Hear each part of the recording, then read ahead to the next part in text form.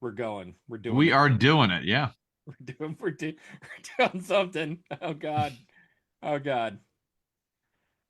Hello, everybody in Facebook Live Land. We are the Podguyz Podcast, bringing it to you as we do every Monday night, 10:15 Eastern Standard Time. I'm Tony Kaz. Kevin Neary here. Of course, we have the ever-loving Picasso, the rapper of Parappa, the doer of all things neat. Because he needs to be neat. He is, yeah. Yeah. And the buckler of all things Buckle Bunny. Le Sparky.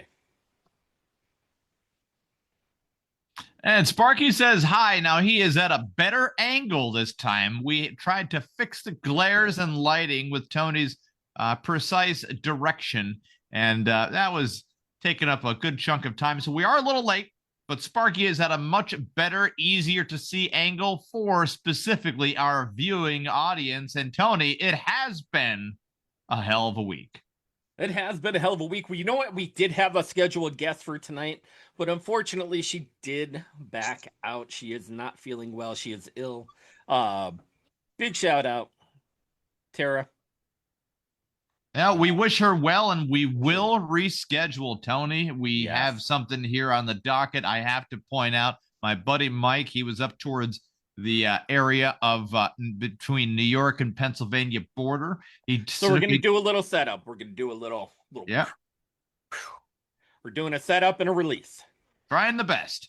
So there was this picture that he had, and I'll show you the picture real quick. He had to take a picture of it. He posted it on Facebook. And it was a very disturbing picture, okay? Because, it'll speak volumes for itself. It says, that's coming up backwards. Anyways. No, that's okay. Is it okay? Yeah, that was okay. We dispose of unwanted pets. 570-241-9396. So here at the Podguyz Podcast, we're getting curious right now, okay? I want to know who does this service and what the specifications are, but we're going to find out really quick. I'm calling them right now, if they're even open real quick. So we're doing a live call right now to that number for unwanted pets. Hello. I read it says we dispose of unwanted pets. This is 570-241-9396. Yeah. Mm-hmm. Yes. Okay. Is this is a taxidermy service? No, it's not. Somebody, thinks they're being funny. No, it's not. Oh, okay. All right. I'm just checking. Didn't know. Thank you so much. And there you go. So they answered. At that number, they do not dispose of pets. No, so if you do call, which you should, by the way, put up that phone number one more time, Kevin. We're going to put it in the comments, okay? I'll throw it in the comments, no problem. I'll put a picture there. The phone number, we'll even say it out loud, 570-241-9396. They do not dispose of unwanted pets. But you should call. Call and to ask see if about they it. do. See, check it out anyways.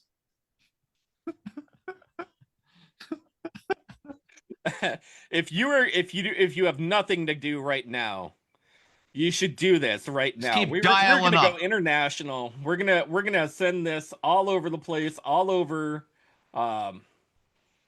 social media.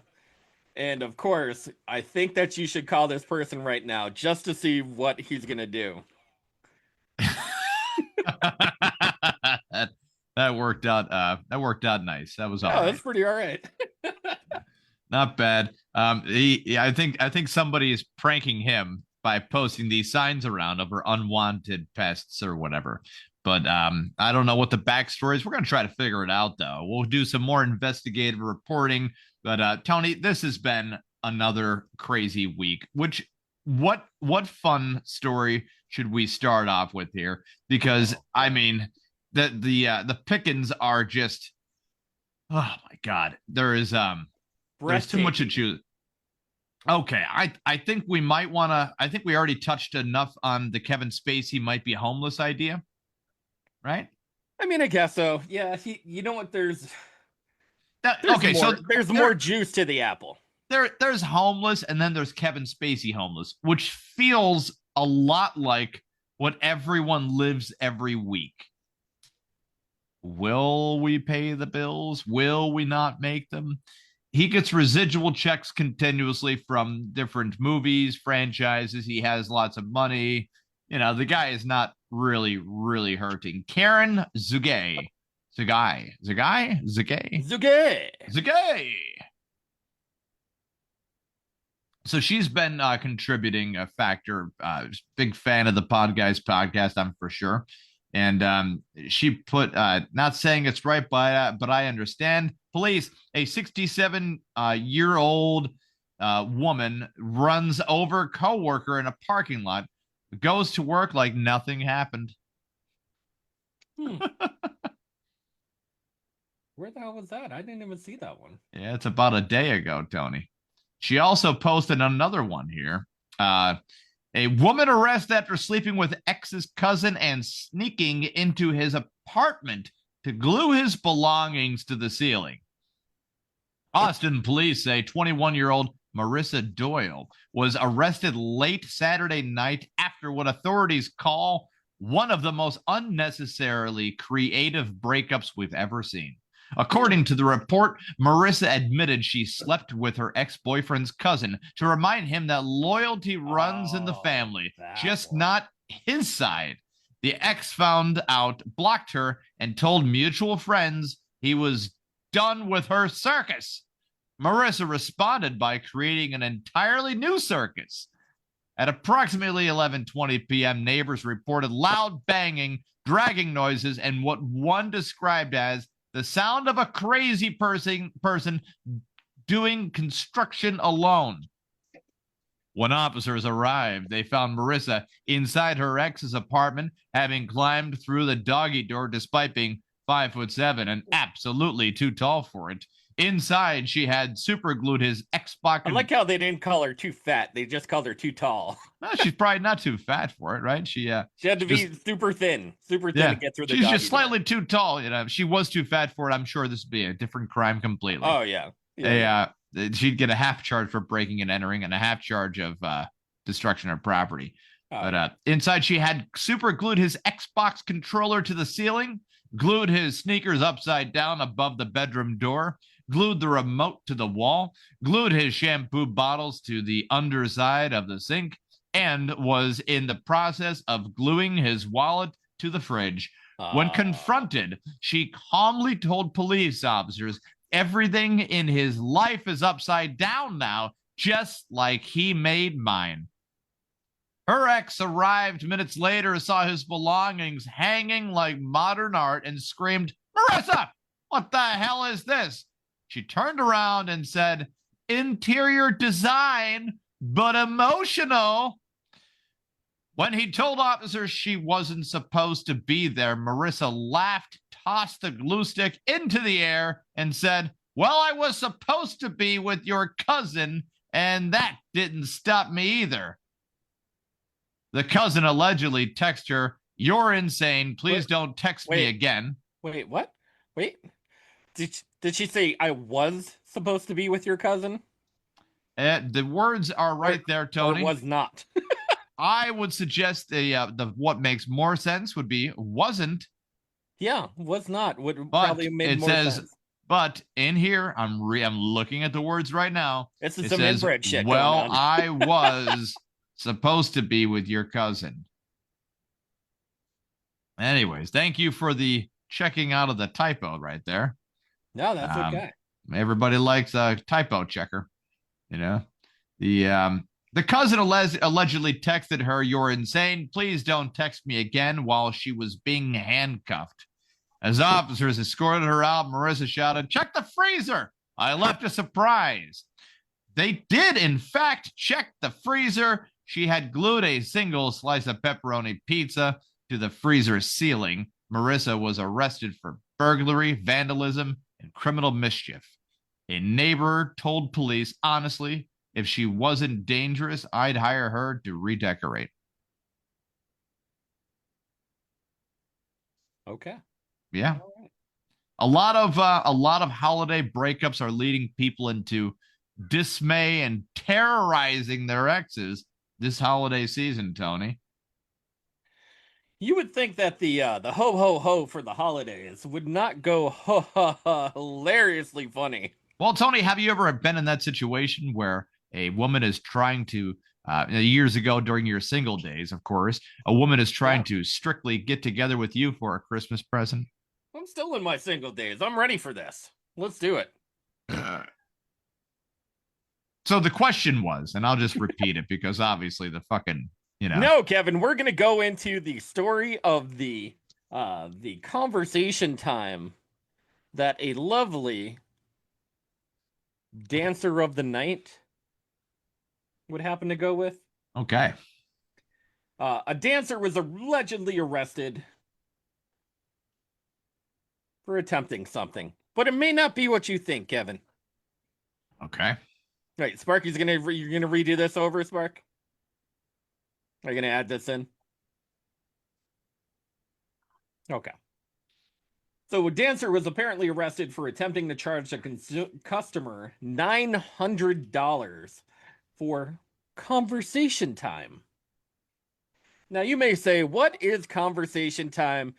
You know what? When any red-blooded person happens to go to a strip club, you get a dancer to come to you by flashing a couple $1 bills. And, all you do is you do a couple of chatty chats. It took with her about 10 minutes at the table. I feel like this is going to be Hunter's talk to when he goes to a strip club when he turns 18. Like, oh yeah. So what you need are a couple only $1 bills, which will be considered pennies by the time Hunter is 18. That's all you need. And then you do a little chatty chat, So you do a little chatty chat, you get her over to the tabley table, and you do a little drinky drink. You do a little bloop bloop bloop. Like, sir, Tony gets kicked out of the strip club. Yeah. So politely, when he politely told her he wanted to get back to his friends, she handed him a handwritten bill totaling $900. That's my time rate. So apparently, if you calculate $900 times 10 minutes, what does that work out to you, Sparky? It works out into something. 90 a minute. 90 a minute. $90 a minute. Now, when he absolutely refused to pay, she allegedly took his phone, held it over a champagne bucket, and threatened to drop it unless he paid. Now, security stepped in and recovered the phone, but she continued screaming at the man until police were called, and apparently she was arrested for attempted coercion and harassment. Which is kind of funny. I mean, that is one way to make $900, I guess. That's my time rate. Now we really should get to the juice of the story is really in the comments, Tony. Oh, I'm ready. Karam Naha says, sounds like the same thing a lawyer would do. True. Yeah, she was probably pre-law, says LaBanc Jerome. Okay, Eric Stein says, it's sort of like being married. $900 for the 10 minutes. Okay, Robert McClister says, to be fair, I've seen guys in strip clubs pay more women to literally sit and talk with them. It's weird, and I don't fully get it. Probably lonely or something, but it's a thing. Now, Tony, this is a thing. Some people are genuinely sexually aroused by such talking and all that nice stuff. Jim Witten says, I'll take things that didn't happen for $500. So he doesn't believe this story, Tony. He is calling it out to be AI bullshit. AI bullshit. AI Could be. bullshit. He should have gave her a bill that says $10,000 for my therapist rate. Wow, Rick Jeffcoat. That sounds stupid. Yeah, That's he went way deep with it. Yeah. Yeah. Nick, Marky, flip that big board around. Let's see what you got there, flip it around, see what's going on. Now I have some cash for some talky, and then you can come over for some drinky, and pudding pop. Tony turns into Bill Cosby. You still got money, Bill. You got the money when you're feeling kind of funny. Now, when you go up to a stripper, you go with a zip and a boop and a bloop.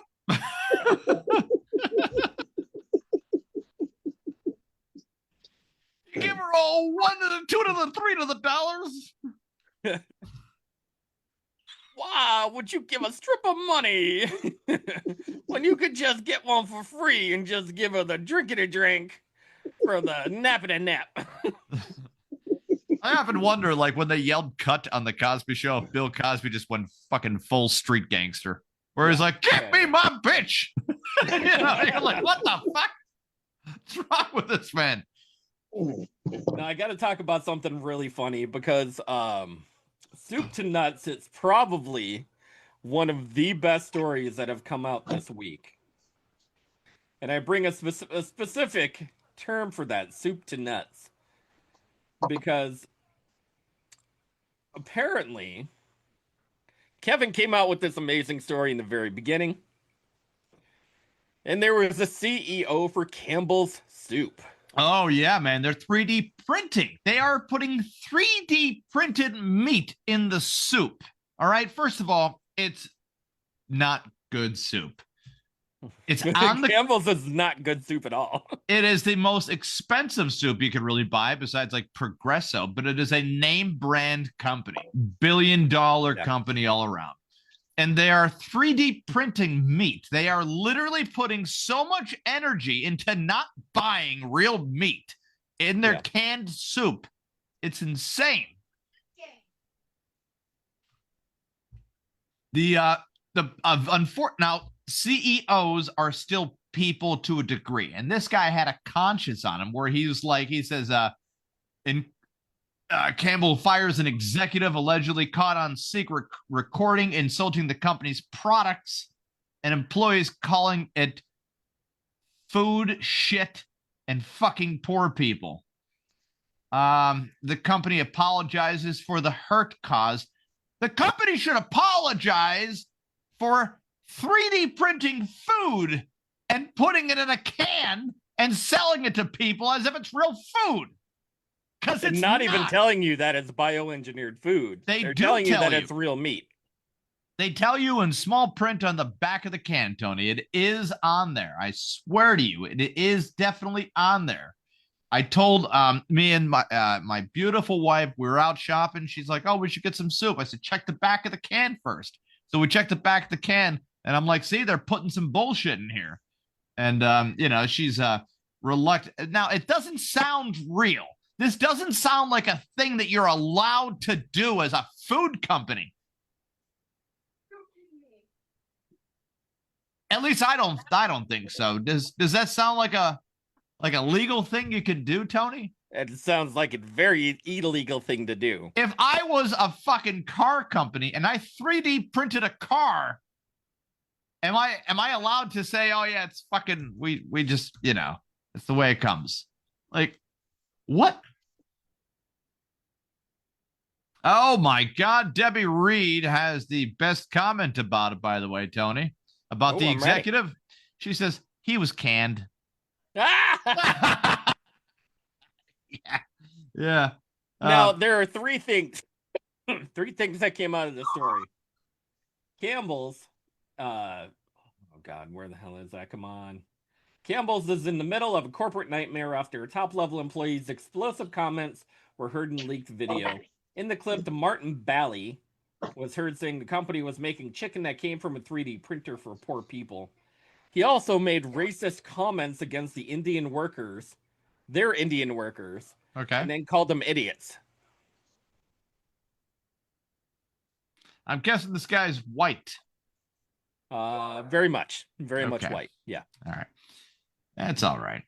Someone spilled the Campbell beans, says Frederick Howard. What the hell? What he says? Okay, so he said racist comments to a bunch of Indian workers. I don't know. Hey, you do know who is making the news, right? Who's that? One of your favorite people of all time. Oh no. It's not my favorite. It's your favorite. My favorite? Oh yeah. Chop chop. Chop chop. ShamWow! ShamWow! Vince Shlomi, the ShamWow guy, has officially launched his congressional run in Texas for the 31st district for Congress. Now, This is the same guy that he got arrested federally, didn't he? For beating up women?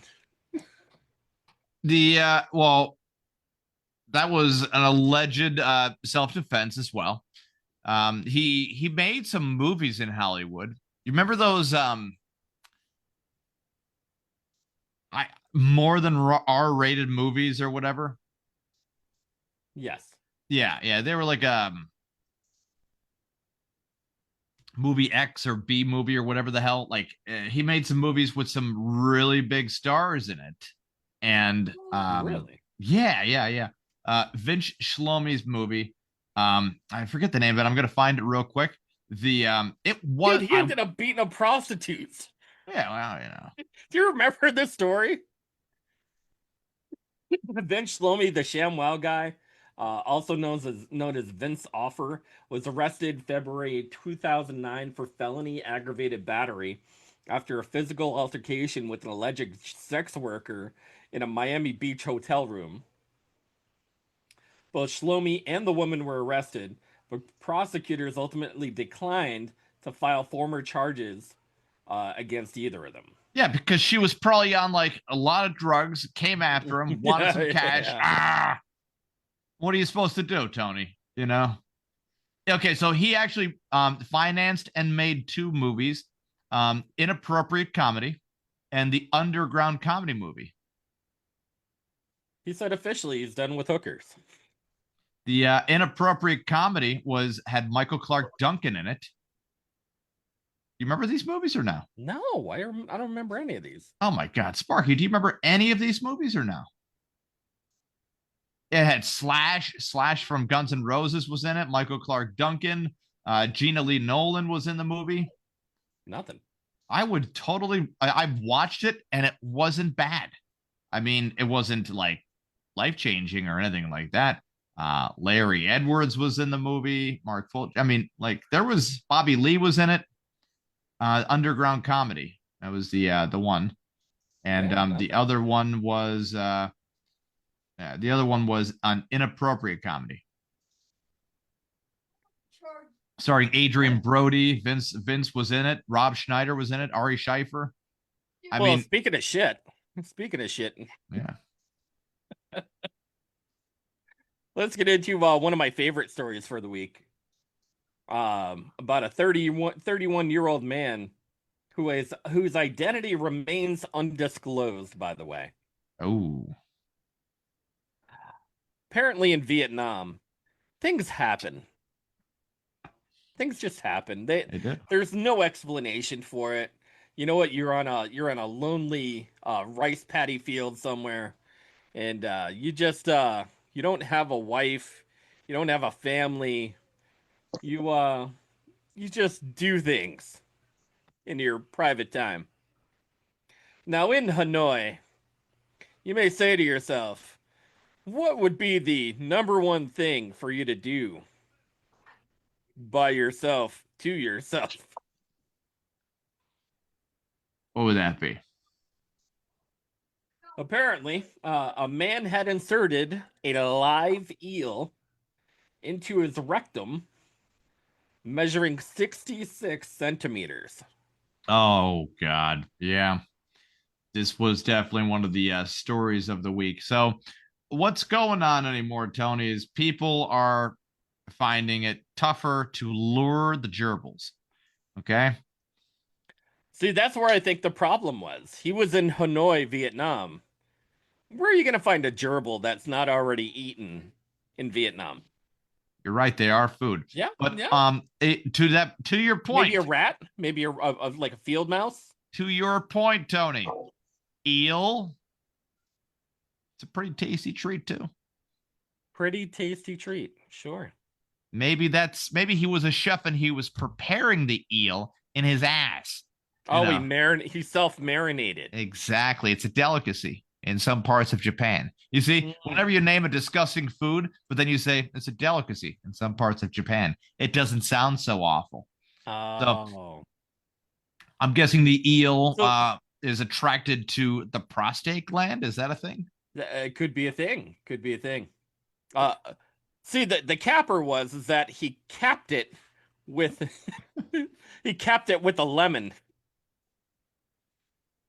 So he capped his ass with half a lemon? He capped his ass with a lemon. All right, that might work as a butt plug. To keep the eel inside.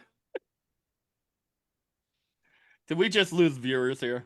I mean, we lose viewers all the time. We gain viewers too. So if you're into eels that are been sexually shoved up to somebody's ass and kept inside of their ass against their will, the eel's will is not to be inside of a human's ass. Yeah. The will of the eel is to be in the ocean. Swimming freely, Tony. Or in a rice paddy somewhere. Rice paddy. I mean, there are a list of places that an eel would rather be in than the human ass. Yes. In fact, I'm going to be out on a limb here that many living things, if not all, do not want to be inside of a human ass. Probably. Do you know who wants to be in a human ass? Who's that, Tony? This guy right here. Sparky does. Sparky, what do you got on Were you there, Sparky? Might have been there during insertion. And it says, "Hi, my name is Fuck Me, and here is your eel to fuck yourself." Big shout out to the Giants football kicker. The Logan Angling says the lemon was the real plot twist. That's a real plot twist there. I guess it's my fault for having eyes. I'm done with the internet today, says Michelle Piccolo. Yeah. It's a lot of people like to do. Now, did he buy it at a pet store? Is this a thing or no? Did he find it in the wild? Did he fish it for himself? I would assume that he probably fished it himself. Okay, let me just read this out one more time here. A 31-year-old man whose identity remains undisclosed was rushed to the Viet Duc Hospital in Hanoi due to severe abdominal pain. Dude, he should not be rushed to a hospital. Refuse him treatment. He did this to himself. The reason, the man had inserted a 66-centimeter eel into his rectum. For stimulation purposes, the eel then migrated into his large intestine, where it bit through and perforated the intestinal wall. Doctors initially attempted to remove it through his anus, but their efforts were blocked by a second object, a lemon, forcing them to perform an emergency surgery. This is like, hey, why is my kid waiting? He's got a dart in his eye. He's crying out here. Hold on, sir. We'll be right with your son in just a moment. We found a lemon inside of this man's asshole that also has an eel trapped inside of it as well. Your son's going to have to wait. Yeah. This is much more important than whatever you're going through. I said that with a straight face that I am fucking impressed. That was great, by the way. Yeah, that was great. Oh, God. You got one more story before I get into through an abdominal incision, they extracted the still living eel. Thank God the eel's still living. Oh, and he gave it back to him. Isn't that great? Oh, come on now. the eel's family must feel relieved. You know, when the eel comes back to its family stinking like a human asshole, you know, they're going to say, holy shit, what happened to you? Where have you been? And why do you smell like the inside of an asshole? And do I smell a hint of lemon? Lemony fresh, by the way. Lemony fresh poop. Yeah. Yeah, the eel's family is going to be hey, you know, big shout out to the eel's family for taking that eel back in through the trauma that it must have experienced. And they also removed the lemon. You know, so if this guy starts growing a lemon tree out of his ass, we now know what happened exactly. Repaired the colon, cleaned the infected cavity, and this man's life is saved. But in reality, Tony, was it a life to really save? I don't know. So I got follow-up question. Did he get the eel back, and did they give him the lemon back as well? Because is he going in for round 2? he's I mean, you might as well. You know. Yeah. Guess he thought it was an electric eel, you know. Look, it's better than tubbing a toaster. Death by eel. Sparky, throw that shit around. What do you got? Hey, Doc, can you help me? My girlfriend glued shoes to my head and hands. No, there's a person with a lemon in his anus. There you go. The much more important thing to do. Way more important. Yeah. Rush him in there, you know. Yeah. Quick, my father's having a heart attack. Hey, you shut the fuck up. We are removing a lemon from this man's ass. That is blocking the way of a live eel. Your father's going to have great way to brighten up the holidays. Your father's going to just have to die already. What if they make that like a Vietnamese thing? Yo, the eel comes out of his asshole and somebody screams, "It's a Christmas miracle!" Ha ha. Yo, he sits in a room and they're like, "What happened to you in Vietnam?" Goddamn name. Vietnam, you know those rice chuck. I was in Vietnam. Rice chucking battery farmers. Oh, you were. What happened to you? 2025, I shoved an eel up my ass and a lemon to make sure he wouldn't get out. What? So you're not a veteran? No. What made you think that? You know that they used to tie people up on bamboo for good times. Now they just moved to eels. Still have flashbacks when I fart.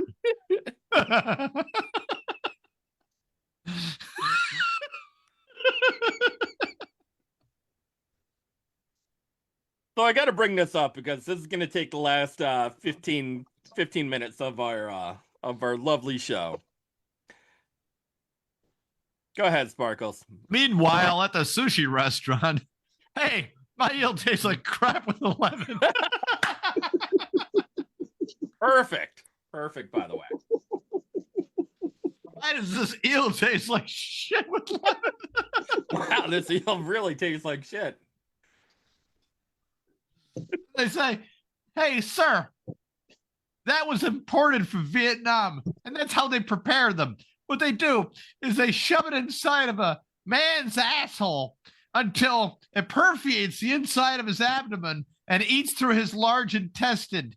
Afterwards, they have to put him through emergency surgery. They get the eel and the lemon out, they package it up, they vacuum seal it, send it over here. It is an import.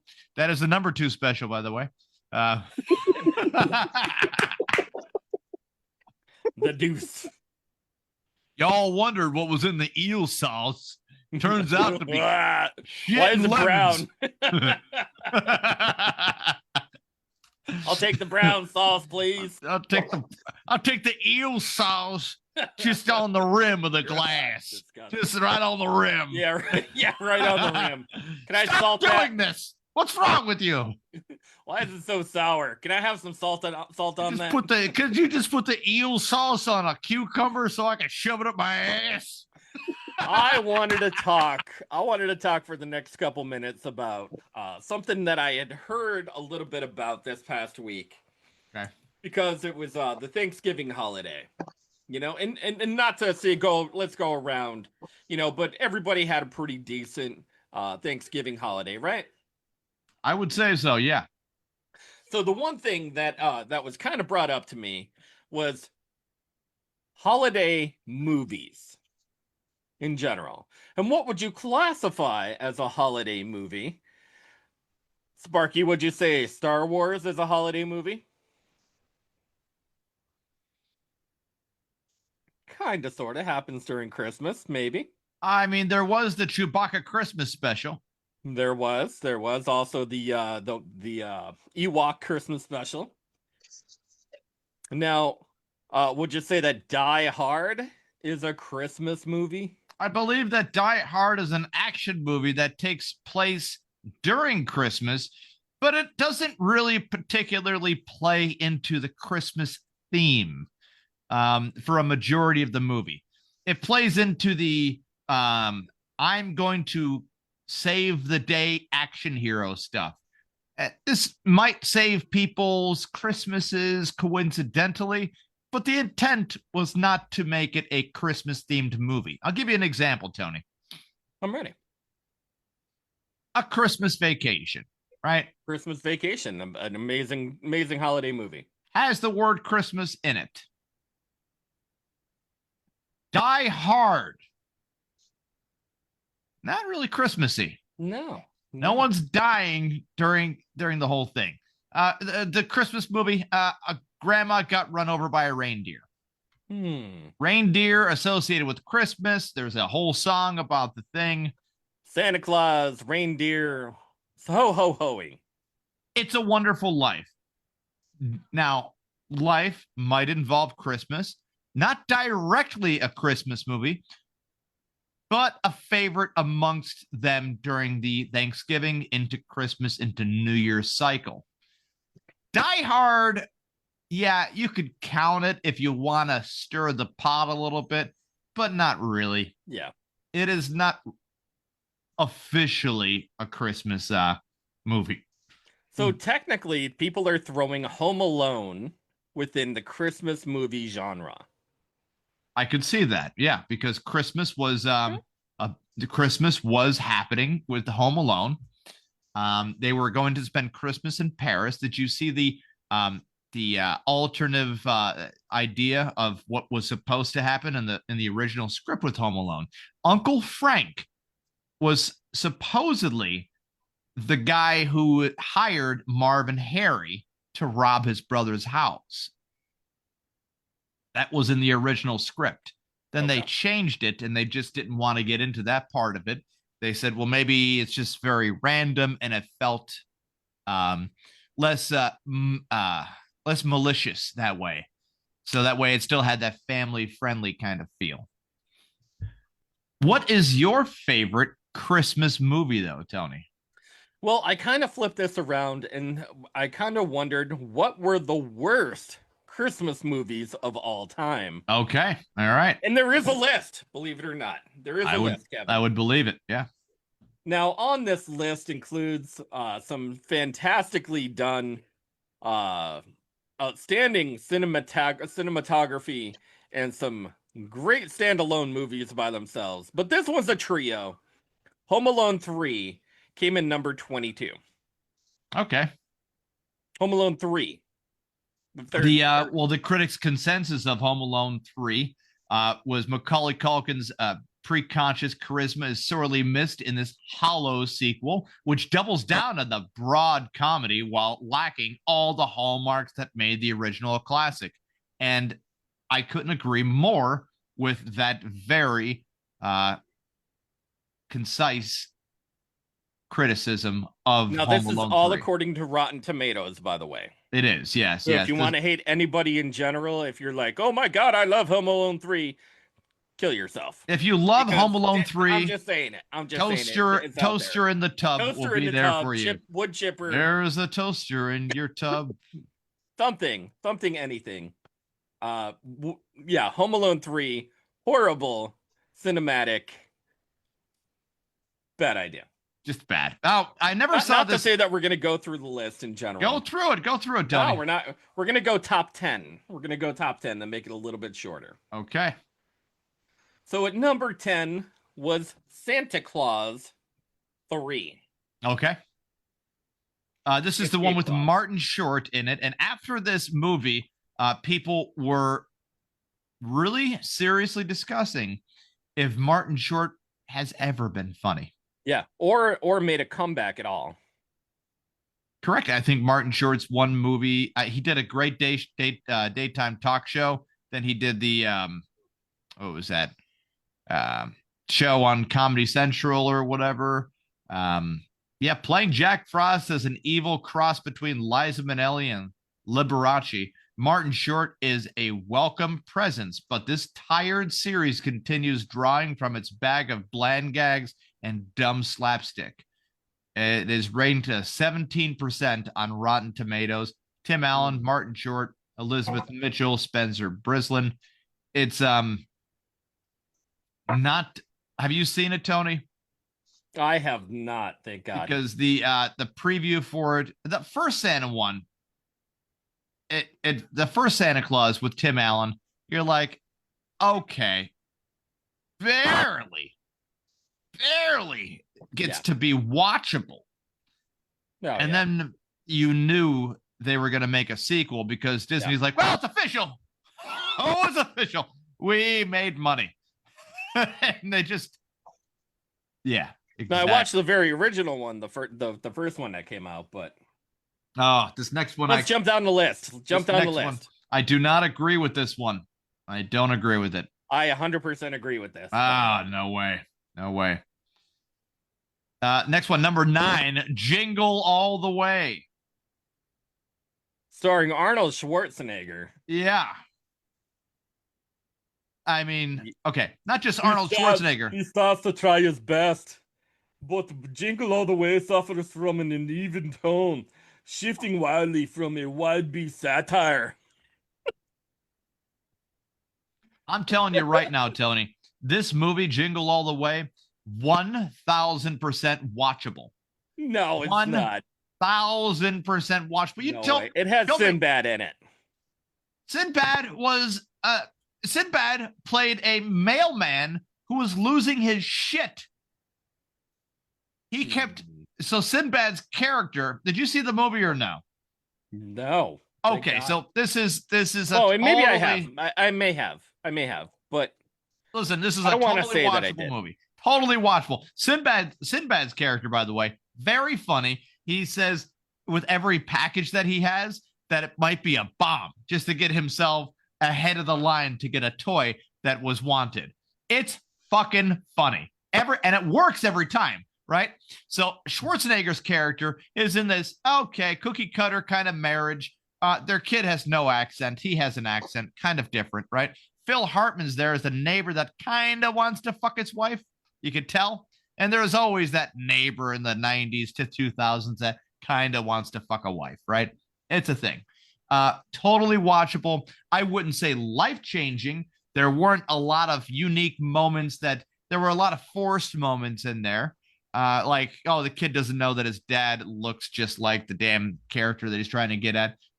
It was more built around how a child really wants one toy. A father is working too hard and too many hours, couldn't get that one toy, and tries to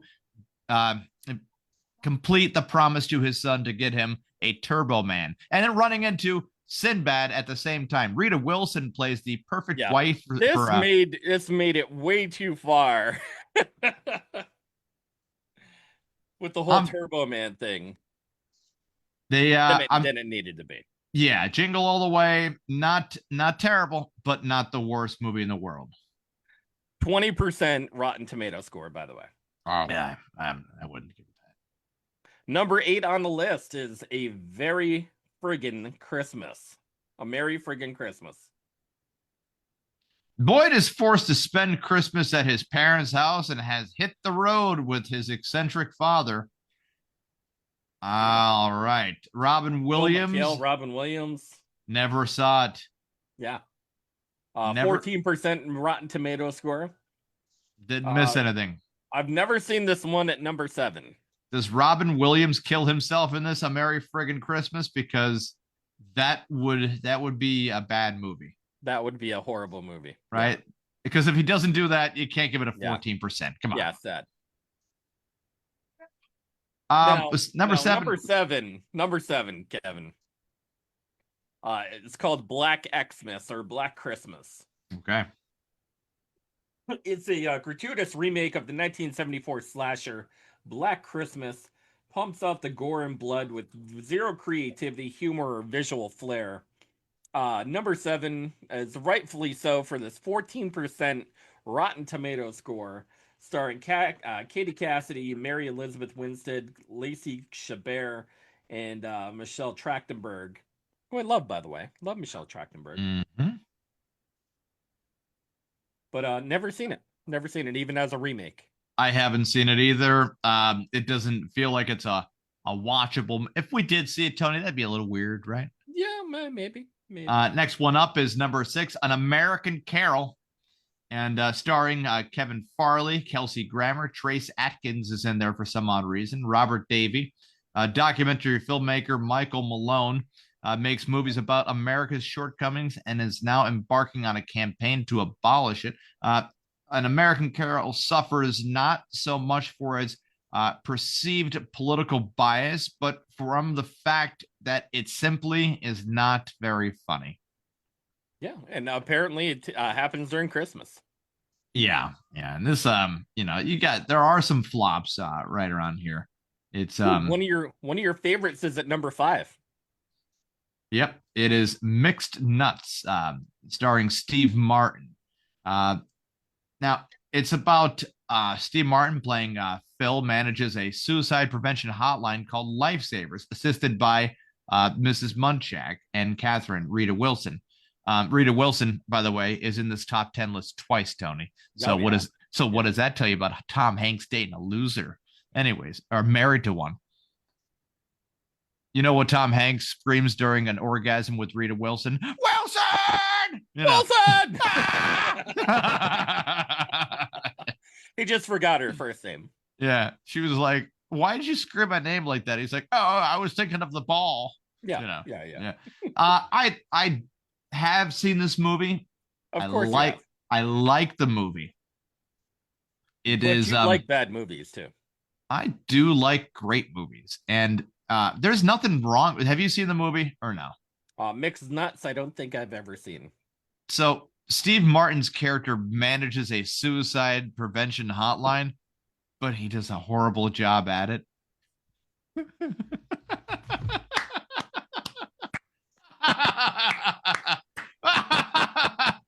How isn't that great already? Number 4, Tony. Number 4, Surviving Christmas.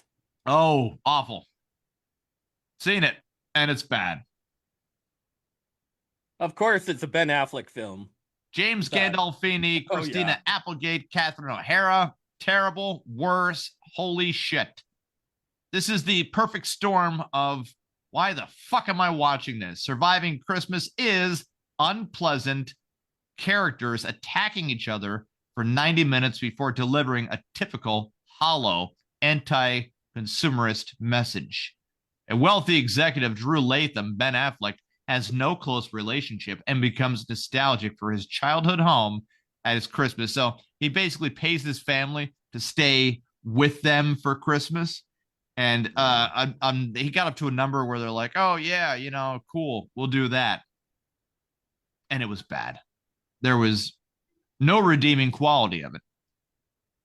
I feel bad that James Gandolfini had to spend the very short part of his life doing this shit at all. Oh, yeah. Yeah. It's this is pre-Jen Lopez days. It's almost like, hey, James, God is a big fan of you until this. Yeah. It was just a money grab in a big way. Of course. Directed by Mike Mitchell, who the fuck knows, whoever Mike Mitchell is probably never working again because it's just bad. It's a bad movie. Yeah. But this list is not the best Christmas movies. It is the worst Christmas movies. The worst Christmas movies of all time. Take us up to number 3 there, Tony. Number 3 is Deck the Halls of 2006. 2006, Deck the Halls. Danny DeVito, Matthew Broderick, Kristen Chenoweth, and Kristen Davis. See how bad that cast already sounds? Oh, yeah. Matthew Broderick and Danny DeVito should not be in a holiday movie together of serious connotation. So Broderick's a stubborn dad and Christmas enthusiast finds a wrinkle in his well-ordered existence with the arrival of his blankety blank, and who cares? Yeah. Exactly. Yeah. It is it's now Danny DeVito's character, if I remember this movie correctly, tries outdoing Matthew Broderick financially by having bigger lights and better this and better that. It is a competition that I could give a fuck less about. The only curiosity is wondering why these two people care to even outdo each other. Yeah. Because there is no reason, there is no introduction to an actual feud happening besides two people who genuinely like the holiday and then are trying to use it as a competition device, but they're not hating each other enough to want to one-up each other. And they're putting each other into financial ruin. Deck the Halls gets a F-, get fucked. And this next one is just about By the way, 6% rotten score. Rotten score of 6%. And here we go. Number 2, Christmas with the Cranks. Ooh. Man. I love this consensus right here because it is spot on. At Rotten Tomatoes, I don't always agree with them all the time, but you don't always agree with everybody all the time. That's true. A mirthless movie as fresh as last year's fruitcake. Christmas with the Cranks is, of course, garnish comedy that promotes conformity. So Christmas with the Cranks, in my opinion, could have been a very good movie. Okay. I mean, there's some A-list actors in there. Tim Allen, Jamie Lee Curtis, Dan Aykroyd.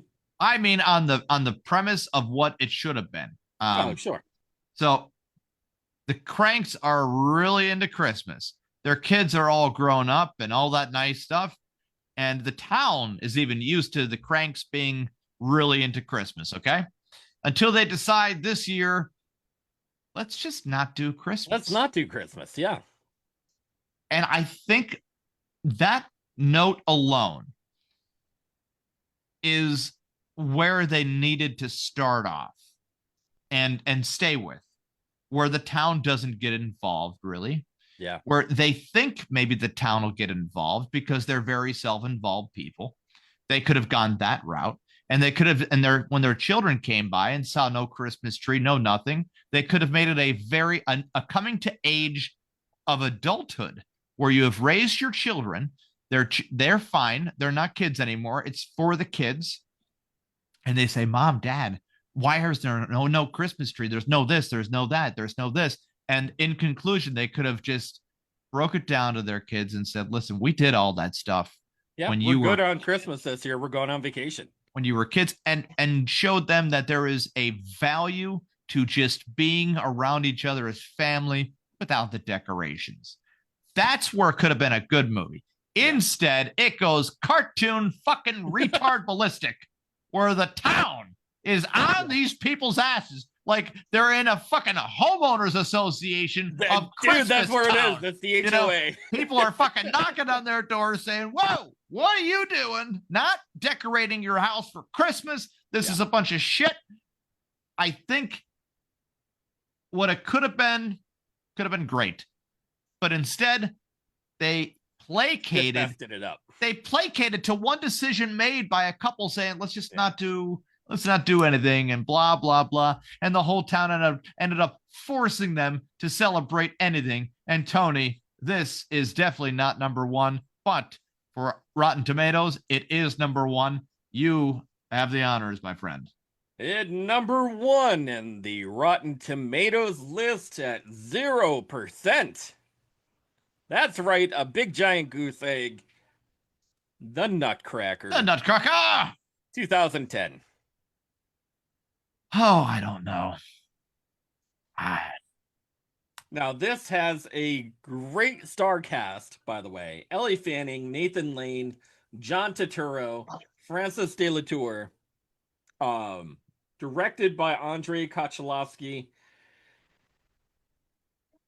Should be an amazing, well put together movie. Shitfest from start to finish.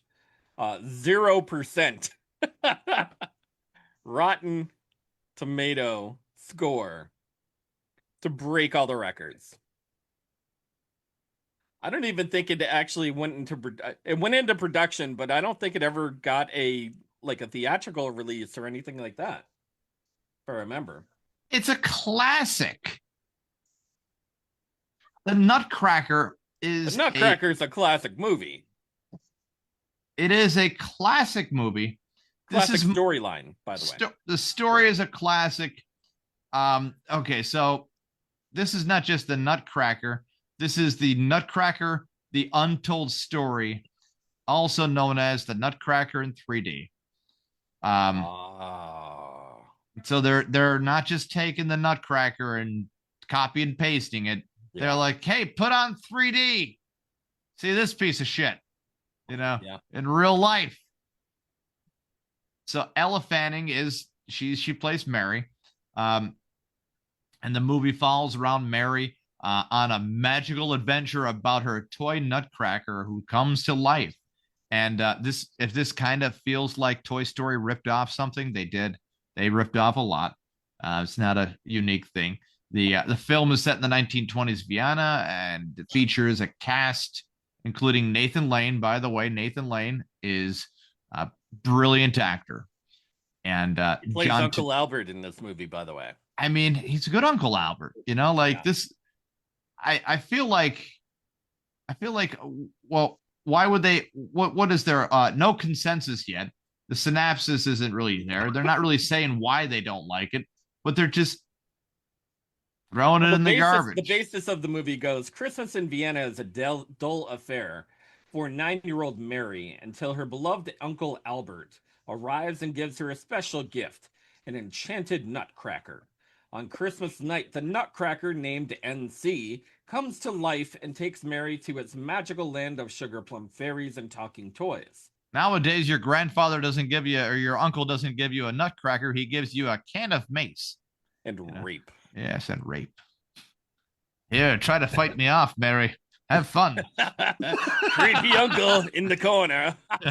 Joe Biden, get out of here. God damn it. I'll stroke your hair. Sir, there are no rules here on Epstein Island. Many discoveries happen on Epstein Island. I mean, on the Wondrous Kingdom. Christmas on Epstein Island wasn't on this list. I feel discouraged immediately. Of course, they fire a dire threat from the evil Rat King, and when the Nutcracker is kidnapped, she must rally her new friends to save the Nutcracker. Sounds like a very nice kids movie, rated PG, hour and 50 minutes, so it must drag for no reason at all. And I'm not hating the idea. Like, it's the Nutcracker movie. How bad could they fuck this up? Sparky, flip that board around. We'll see how much you traumatize the viewing audience right now. It says, the new Nutcracker, you owe me $900. My nuts are cracked. Oh no! You see, that's nuts are cracked. That is worth the $900. That's the ball busting Nutcracker right there. She gives him an invoice because I did that to you. Here you are. Yeah. Charged by the minute. Going full circle. If everybody has stuck with us for the hour, we appreciate you 1,000%. Yes. And if you have not stuck with us, $1,000 a minute.